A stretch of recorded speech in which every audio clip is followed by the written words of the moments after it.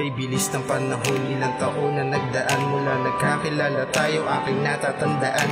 Sariwa sa aking isip ang ating pinagdaanan, bago ka maging sa'kin, maging ilaw ng tahanan. Ilang pagsubok pa ang dumaan bago makuha, ilang mura at sermo pa bago ka matamasa. Pero nung naging akin, ligaya'y hindi masukat. Ngayon hawak ko na yun, dati ko lang sinisipat. Baka sa akin labi ang ligaya at saya, di matawaran ang galak sa puso ko, nito'y dala. Ipinangako sa iyo na di kita paluluhain, mamahalin lubos at hindi kaya na lokohin. Kung ano aking pangako, yan aking gagawin.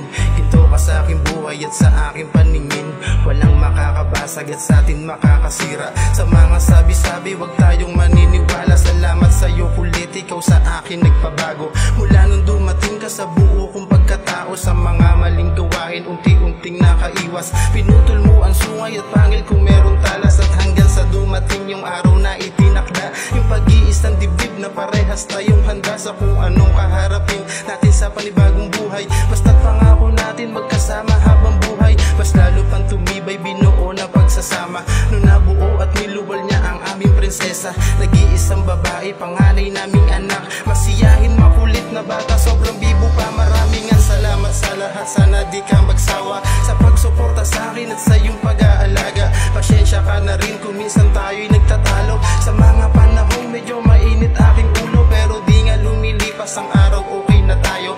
Di yan maiiwasan sa buhay yung pagtatalo. Ang sarap sa pakiramdam, mapunta sa tamang tao. Kahit puti na ang buhok, hindi ito magbabago. Lalong paiinit ng relasyon ng pagsasama, parang bagong timplang kape pagising sa umaga. Hindi malalamig kahit tayo ay tumanda pa, hanggang sa kabilang buhay ikaw lang gustong makasama. May mga bagay di na sadyang di maiiwasan, at yung mga problema na hindi inaasahan. Salamat sa'yo kasi di mo ko pinabayaan. Yung dumating yung araw na ako'y pinanghihinaan, wala kang ang katulad at kapares na asawa. Sa pag-aaruga sa akin at sa ating prinsesa, di kita pagpapalit, tandaan mo yan, asahan. Ipaglalaban kita hanggang sa aking kamatayan, ipadadama ng sobra, pagmamahal na labis, tipong pagmamahal kahit kailan walang kapares. Salamat kay Ama kasi binigay ka niya sa akin. Alam niya rin kasing matagal na kitang dalangin, hindi ko sisirain yung tiwala mo sa akin. Ikaw ng ating anak ang nagpapatibay sa akin, kayuan siyang lakas ko sa pagpasok araw-araw. Sisikaping mabigyan ng magandang buhay balang araw. Mahal na mahal kita, tandaan mo yan palagi. Kumapit sa tiwala na walang makakabali, relasyon na mas matibay pa sa lalong pinagtibay. Yan ang pangahawakan at malabo tong mangalay. Ang sarap lang sariwain, matamis na alaala, kung paano nagmula at kung paano nakilala.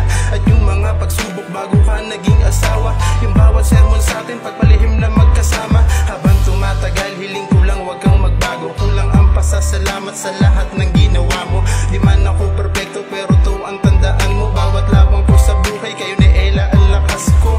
Di ko sasayangin bawat oras natin dito, nawawala ang pagod sa simplihang pagngiti mo. Sa aking pag-uwi, pagkagaling sa trabaho, yakap at halik nyo lang ay siyang aking paborito. Ay siyang aking paborito. At siyang aking paborito.